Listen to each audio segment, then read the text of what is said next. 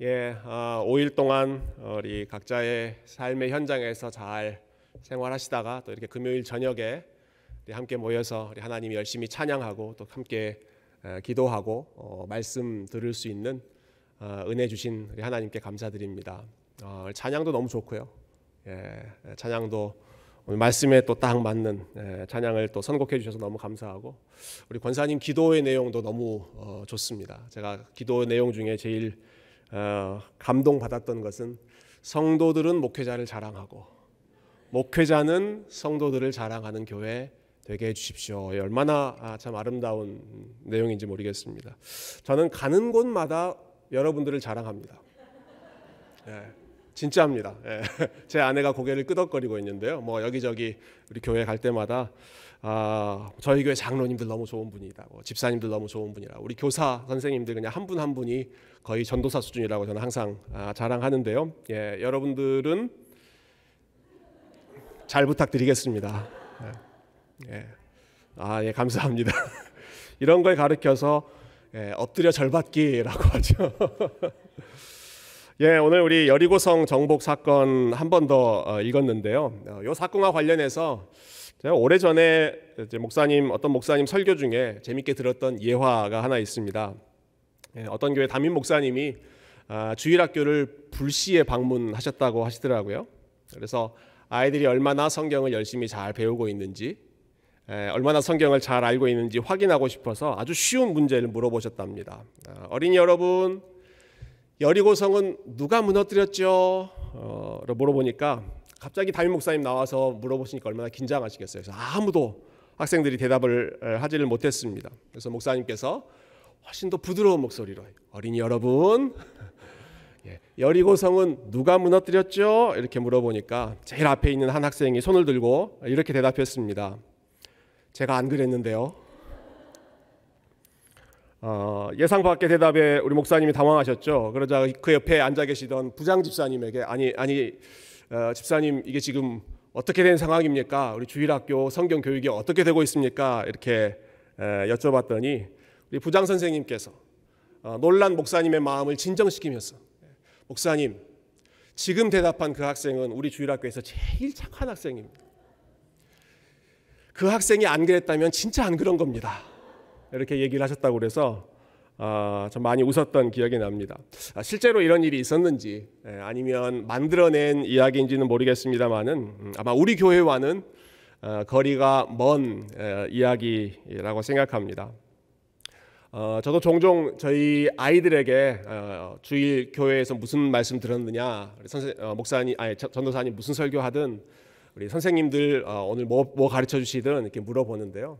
물어볼 때마다 얼마나 정확하게 또 아주 꼼꼼하게 기억하고 있는지 우리 전도사님 또 선생님들이 참 성경을 잘 가르쳐 주시는구나, 저희 아이들 통해서 항상 느끼면서 감사한 마음 가지고 있습니다. 아마 우리 교회에서는 이런 예화가 잘 통하지 않겠죠. 여러분에게 여쭤볼게요. 여러분, 여리고성은 누가 무너뜨렸습니까? 제가 안 그랬습니다 그러지 마시고요. 여리고성은 누가 무너뜨렸습니까? 하나님께서 이스라엘의 순종을 사용하셔서 무너뜨리셨습니다. 굉장히 큰 성이고 견고한 성이었죠. 많은 성경 고고학자들이 이 여리고성이 그 당시에 어떤 모습이었을지, 어떤 사이즈였을지를 고고학적으로 발굴을 많이 했습니다. 그래서 어떤 학자에 따르면 그 여리고성의 성벽이 무척 두꺼워서 그 성벽 위로 마차가 2대 동시에 달릴 수 있을 정도의 그 성벽의 두께, 그 정도로 넓었다, 그렇게 이야기를 하고요. 한 걸음 더 나아가서 어떤 학자들은, 이것도 많은 학자들이 공공연하게 인정하고 있는 부분인데요. 근데 그렇게 두꺼운 성벽이 하나 있었던 게 아니라 겉에 두르는 외벽이 있었고 조금 공간을 두고 또 안에 그만큼 사이즈의 내 성벽이 있었다. 그래서 두 겹으로 이 여리고성을 지키고 있는 것이 그 두꺼운 성벽이다. 이제 이중 성벽의 구조였다. 이렇게 설명하는 학자들이 많이 있습니다. 이러한 연구 결과들도 저에게 도움이 됩니다만은 사실은 성경 자체적으로 성경에 보면 이 여리고 성벽이 어느 정도 그 위용을 자랑했을지를 우리가 단번에 알 수 있는 부분이 있는데요. 여호수아 2장 15절 보시면 여호수아 2장 15절 우리 앞에 나와 있나요? 스크린에 혹시 있으면 띄워주시고요. 네, 같이 한번 읽어보십시다. 시작. 라합이 그들을 창문에서 줄로 달아 내리니 그의 집이 성벽 위에 있으므로 그가 성벽 위에 거주하였습니다. 어떤 장면인지 잘 아시죠? 라합이 자기 집에 들어왔던 정탐꾼 2명을 돌려보내는 이스라엘 캠프로 돌려보내는 장면입니다. 그런데 이 상황에서 라합의 집이 어디에 있었는지를 이야기하죠. 라합의 집이 어디 있었다고요? 그의 집이 성벽 위에 있었다. 아마 지금 우리가 살고 있는 그 정도의 집의 사이즈는 아니었을 거라고 생각합니다만은 훨씬 더 작은 사이즈였을 거라고 추측합니다만은 그 집이 성벽 위에 있었다. 그럼 성벽이 어느 정도 사이즈였을지. 그리고 여러분 집은 우리가 어디다 세웁니까? 아주 튼튼한 기반 위에 세우지 않습니까? 성벽 위에 집을 세웠다. 그 성벽이 아주 튼튼한 파운데이션을 가지고 있다 하는 것을 라합의 집이 단적으로 보여주죠. 여러분 그런 성벽이었습니다. 그런 성벽. 여리고 성벽이 라합이 집을 지고 본인의 집만이 아니라 비즈니스도 하는 여관이었으니까 더 여러 방들이 있는 그러한 집을 짓고 거기서 생활할 수 있을 정도로 넓은 성벽, 두꺼운 성벽이 이 여리고 성의 성벽이었는데 여러분 그 성벽을 지금 하나님께서 무너뜨리시는 것이죠.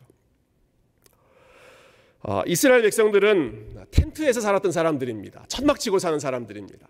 텐트 접었다 폈다 하면서 계속 이동하는, 바람 불면 날아가 버리는 그런 집에서 사는 사람들이 집을 세울 정도로 두껍고 넓은, 마차 두 대가 지나갈 정도로 그렇게 튼튼한 성벽 안에 있는 사람들과 지금 싸워야 하는 상황이니까 이게 얼마나 이 두 집단의 게임이 안 되는 싸움인지, 텐트에서 사는 사람들과 성벽만 이 정도 두께인 사람들 간의 싸움이었던 것이죠. 놀랍게도 이렇게 견고한 성을 그런데 하나님께서 이스라엘 백성들에게 내가 너희에게 주겠다라고 약속하시는 것입니다. 2절에 한번 보실까요? 6장 2절 말씀 보시면 하나님께서 이렇게 말씀하시죠. 같이 한번 읽어보십시다. 2절 시작. 여호와께서 여호수아에게 이르시되 보라 내가 여리고와 그 왕과 용사들을 내 손에 넘겨 주었으니, 여기도 참 중요한 정보들이 많이 나옵니다. 여리고와 그 왕과 용사들, 여러 사람들을 언급하고 있는데요. 여기에 왕을 넘겨주겠다라고 하는 말은 이 여리고가 그만큼 큰 도시다라는 것입니다. 왕이 있는 도시입니다. 여러 자질구레한 그러한 사소한 도시가 아니라 왕이 다스리는 로열 시티, 왕도가 바로 이 여리고 성이었습니다. 그 도시를 하나님께서 이스라엘 백성들에게 주겠다고 약속하시는 것이죠. 그런데 아주 인상적인 것 있습니다. 2절에서 가장 인상적인 것, 주목해 봐야 할 것은 이 동사의 시제입니다. 시제. 하나님께서 뭐라고 말씀하십니까? 보라 내가 여리고와 그 왕과 용사들을 내 손에 넘겨 주었으니, 이렇게 말씀하십니다. 여호수아야 내가 이 성과 왕과 용사들을 너희들에게 넘겨 줄 테니까 이렇게 해라. 너희에게 이 성을 넘겨 줄 것이니까 이렇게 해라. 이렇게 하나님께서 말씀하시는 것이 아니라, 미래형으로 말씀하시는 것이 아니라 내가 이것들을 너희 손에 넘겨 주었다 선언하시는 것입니다. 영어 성경에 이렇게 나와 있더라고요. I have given this city into your hand. I have given. 이미 내가 너희들 손에 이 성을 줬다. 가져가라 라는 겁니다. 너희들이 열심히 순종하고 열심히 이렇게 하면 내가 너희들에게 줄게. 아니요. 내가 너희에게 다 이미 줬다. 이거 너희들 것이다.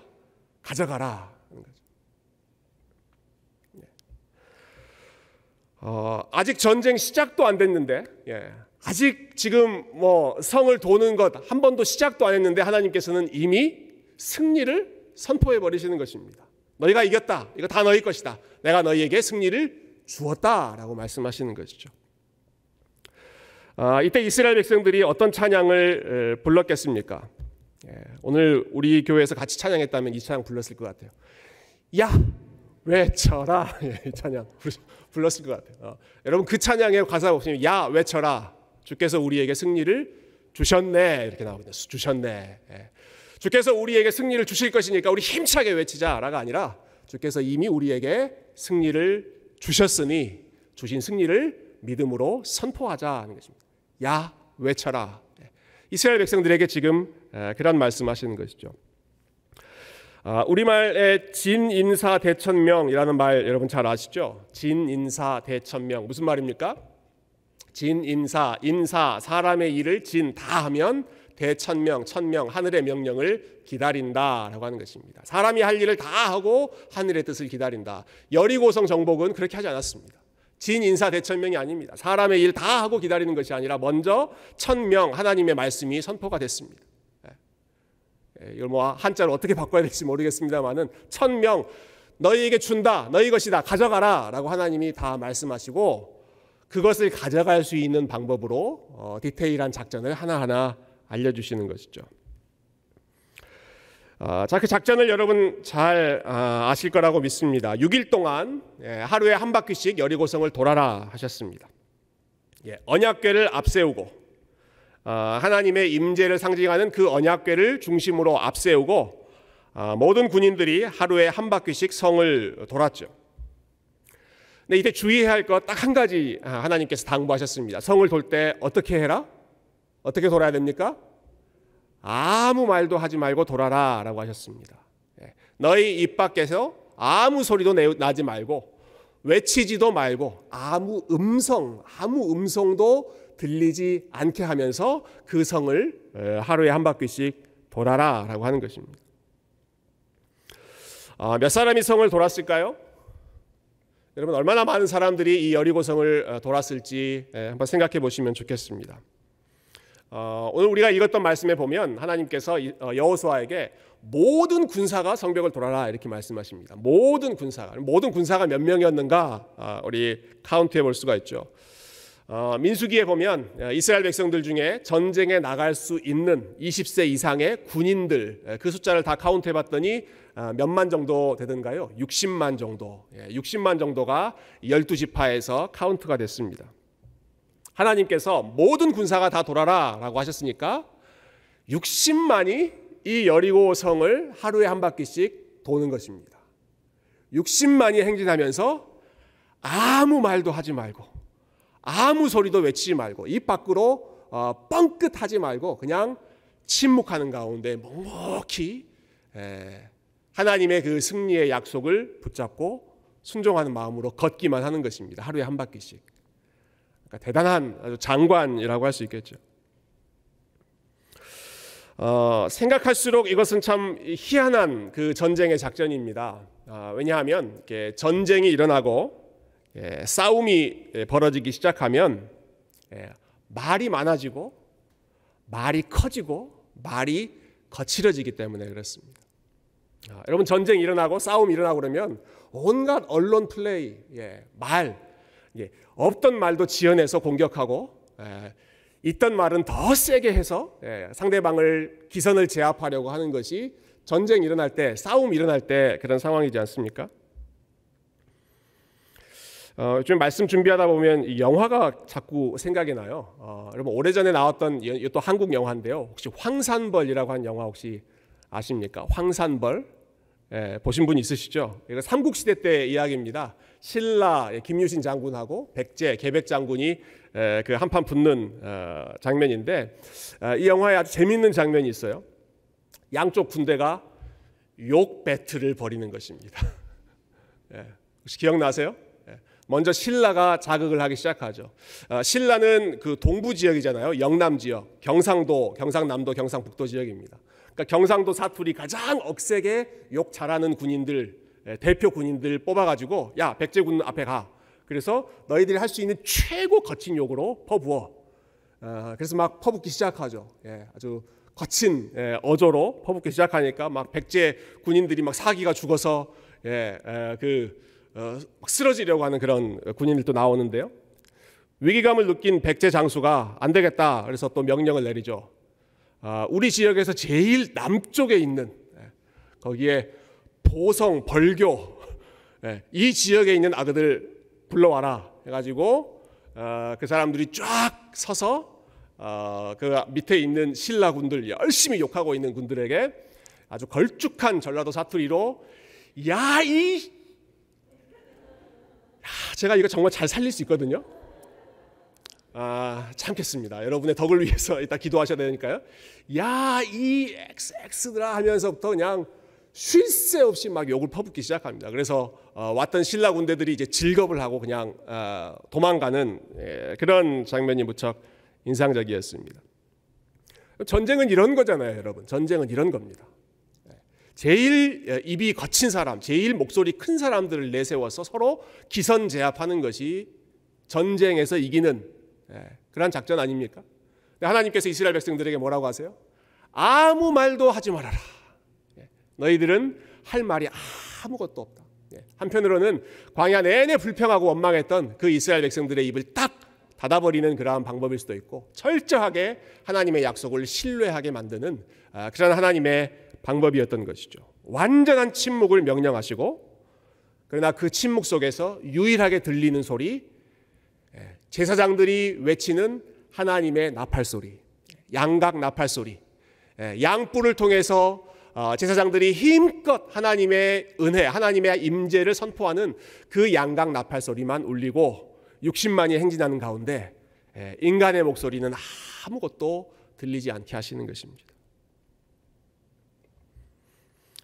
자, 이렇게 참 멋있는 행진을 하고 있습니다. 6일 동안은 침묵 속에서 성벽을 돌고 있고, 마지막 7째 날이 되었을 때는 하이라이트죠. 7명의 제사장들이 7개의 양각 나팔을 불면서, 그리고 성을 7번 돌고, 그리고 진짜 이 찬양이 나왔겠네요. 그때 외쳐라, 무너져라 라고 외쳤든지, 뭐 하나님의 이름을 선포했든지 와 했을지 모르겠지만 그 순간에 여리고성이 무너져 버렸습니다. 이 7째 날에서 여러분 우리가 주목해 볼 분이 숫자입니다. 숫자. 아주 중요한 숫자가 계속 반복됩니다. 어떤 숫자가 반복되죠? 7이라고 하는 숫자입니다. 7번째 되는 날 7명의 제사장들이 7개의 나팔을 가지고, 그리고 7번 그 성벽을 돌았다. 이 완전수라고 하는 7개의 숫자를 4번이나 반복하면서 진짜 하나님의 때가 되었다라고 하는 것도 분명하게 보여주고 있고요. 특히 아주 인상적인 것은 이 시퀀스라고 할까요? 이 흐름입니다. 흐름. 하나님께서 지금 여리고성을 무너뜨리시는 시간적인 흐름이에요. 6일 동안 준비 작업을 하시죠. 하루에 한 번씩 6바퀴, 총 6바퀴. 6일 동안 준비하시고 7일째 되는 날 완성하셨다. 어디서 본 것 같은 시간적인 흐름이지 않습니까? 6일 동안 준비하시고 7일째 되는 날 짠 하고 끝내셨다. 언제 봤던가요, 우리가? 세상을 창조하실 때 하나님께서 6일 동안 창조하시고 7일째 되는 날 그 모든 것을 다 지으시고 하나님이 안식하셨더라. 하나님이 예배 받으시면서 모든 영광을 거두시는 바로 그 7번째 날. 이 여리고성 정복 사건은 그냥 단순한 전쟁 이야기가 아니라 하나님의 창조의 역사가 다시 한번 이스라엘 백성들을 새롭게 하시는 가운데 시작되는 아주 결정적인 그런 장면이었습니다. 하나님께서 창조하실 때에도 오늘 본문의 상황과 비슷했죠. 사람의 소리는 없고 하나님의 음성, 하나님의 말씀만 들렸습니다. 창조하실 때 하나님께서 말씀으로 창조하지 않으십니까? 빛이 있으라 하나님 말씀하시니까 빛이 있었고, 궁창이 있으라 하나님 말씀하시니까 궁창이 있었고, 땅이 있어라, 바다가 있어라, 식물이 있으라, 동물이 있으라, 해, 달, 별이 있으라, let there be light. 하나님께서 말씀하시고 명령하시니까 모든 것이 그 하나님의 말씀 앞에 복종하고 그대로 일어나는, 여리고성을 정복할 때 똑같은 일이 일어납니다. 사람의 목소리는 들리지 않고 하나님을 선포하는 하나님의 나팔소리, 하나님이 이곳에 계신다 선포하시고, 하나님이 여호수아에게 주셨던 그 명령대로 외쳐라, 돌아라, 나팔을 불어라 하니까 이스라엘 백성들이 먼저는 하나님 앞에 철저하게 순종했고, 그리고 심지어는 여리고성조차도, 여러분 이스라엘 백성들의 소리가 뭐 커봤자 얼마나 컸겠습니까? 그들의 목소리에게 능력이 있다면 얼마나 능력이 있겠습니까?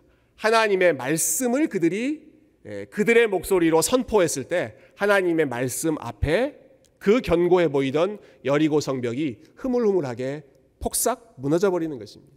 온 천지가 Let there be light 하면 빛이 쫙 존재하고 모든 것들이 하나님의 명령에 순종했던 것처럼 여리고성조차도 하나님의 명령 앞에 힘을 잃고 무릎을 꿇는 폭삭 주저앉는 모습이죠.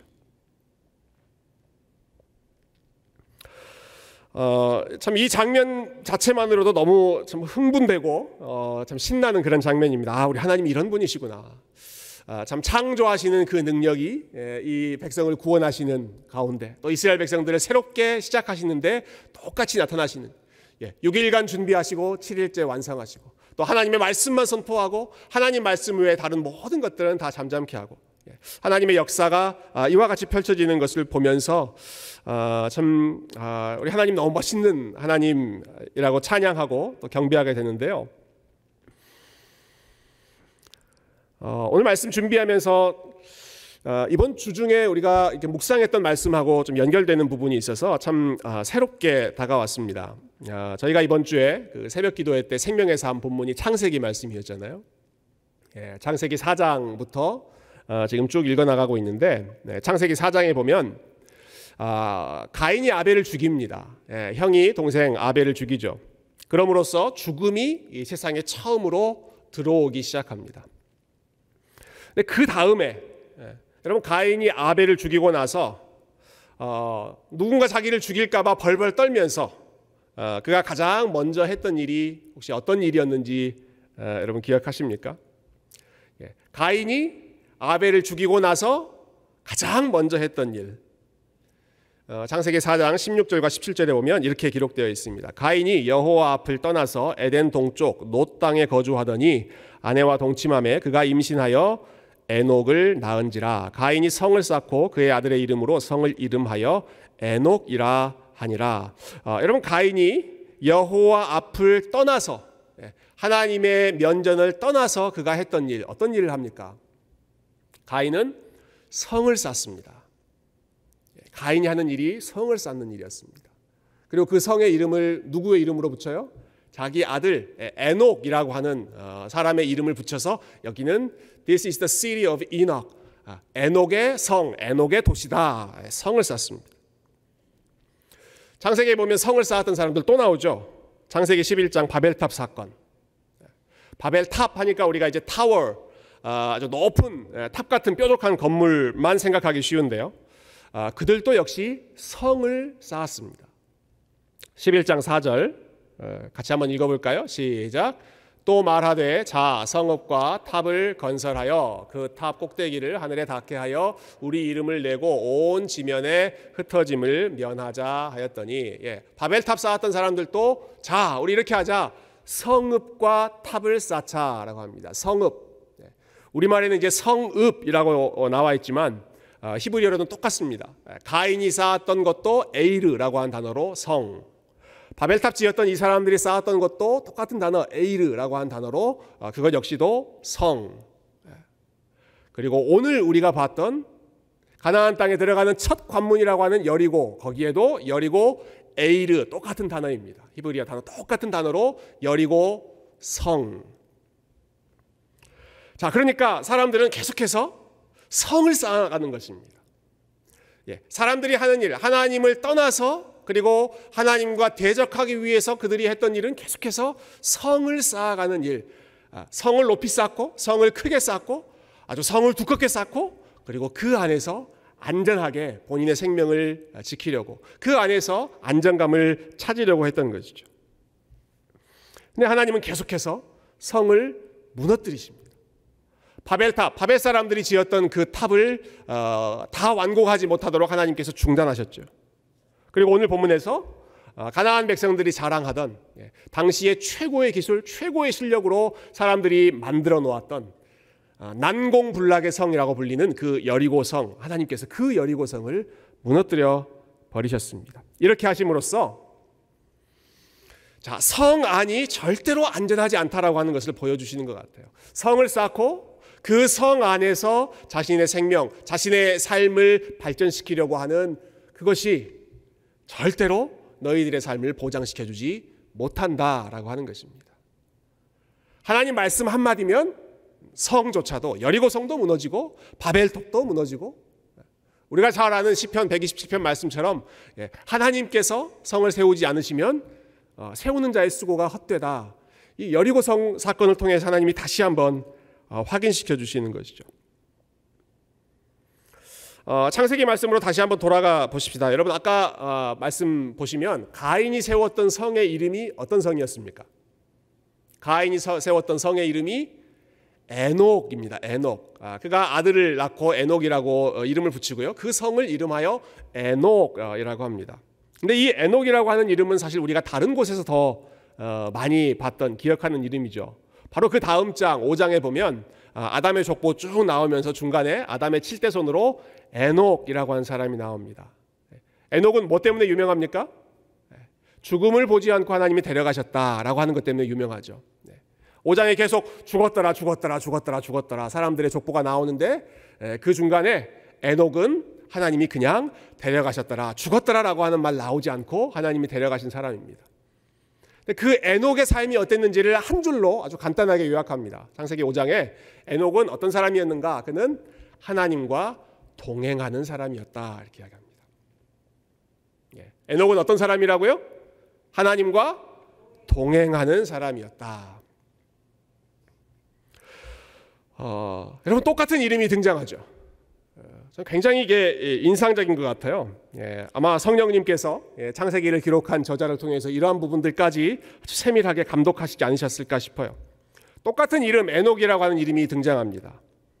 한 사람의 이름은 인류 최초로 자기의 이름으로 성을 가지고 있는 사람이었습니다. 에녹성, 그게 인간이 만든 최초의 성, 최초의 도시 에녹성이었습니다. 또 다른 사람의 이름은, 그 사람은 인류 최초로 하나님과 동행하는 사람이었다라는 평가를 받는 사람입니다. 한 사람은 자기 이름으로 성을 가지고 있었던 사람이고, 또 다른 사람은 이 사람은 하나님과 동행했던 사람이다 라고 평가하는 사람인 것이죠.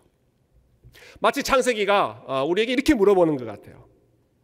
What kind of Enoch are you? 당신은 어떤 종류의 에녹입니까? 라고 물어보는 것 같아요.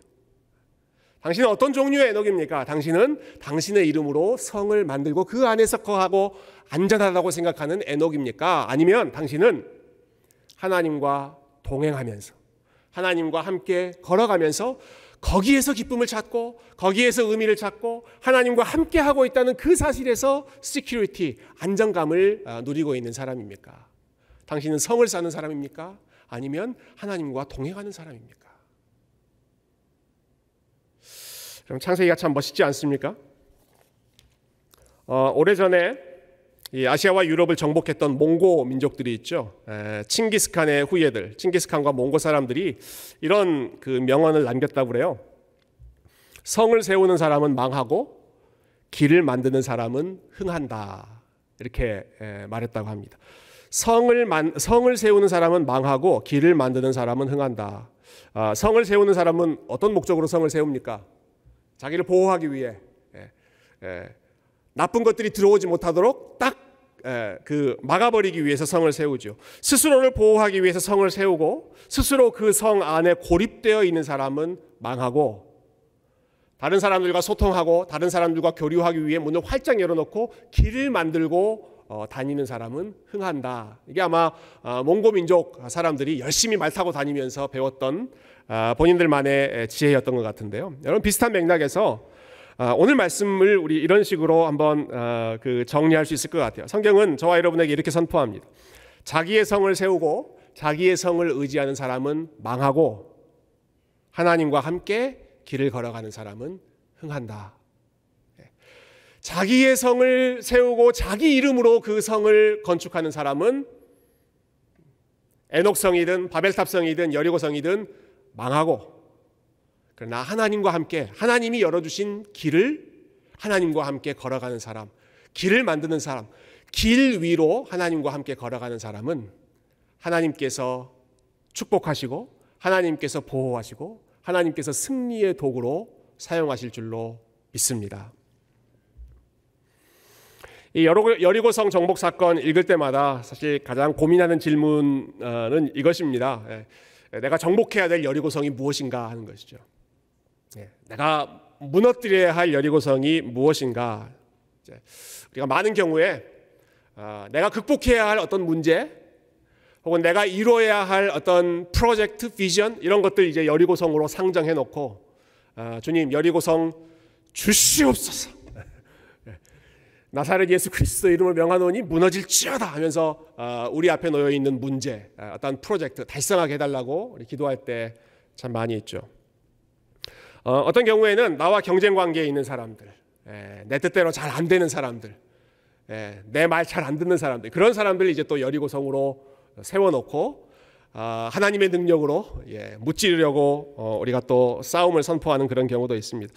맞습니다. 우리 앞에 놓여 있는 문제, 우리가 감당할 수 없는 것들을 하나님의 능력으로, 하나님의 지혜로 싸워서 이긴다라고 하는 것, 우리 여리고성을 통해서 우리의 삶에 충분히 적용할 수 있는 부분입니다. 그러나 그보다 더 먼저, 여러분 더 먼저 저와 여러분에게 적용해야 할 것은, 우리가 가장 먼저 무너뜨려야 할 것이 무엇인가? 나 자신이라고 하는 여리고성부터 하나님 앞에 무너져야 합니다. 다른 문제, 다른 사람, 그런 외부의 여리고성 말고 내가 세워놓은 나의 여리고성, 내가 세워놓고 요 안에 있으면 나는 안전하지, 이게 있어야 내 삶이 든든하지라고 생각하고 있는 그 여리고성이 하나님의 말씀 앞에, 하나님의 선포 앞에, 하나님 앞에, 하나님의 임재 앞에 무너지고, 나는 성을 의지하는 사람이 아니라 나는 하나님을 의지하는 사람이다. 나는 하나님과 동행하는 사람이다. 성 안에 안전하게 숨어서 지내는 사람이 아니라 나는 하나님이 인도하시는 대로 어디든 다니면서 마음껏 하나님과 동행하는, 그것이 하나님이 이끄시는 성도의 삶이다. 여러분, 하나님과 함께 동행하면서 성을 정복하고 하나님이 주시는 승리를 누리는 삶.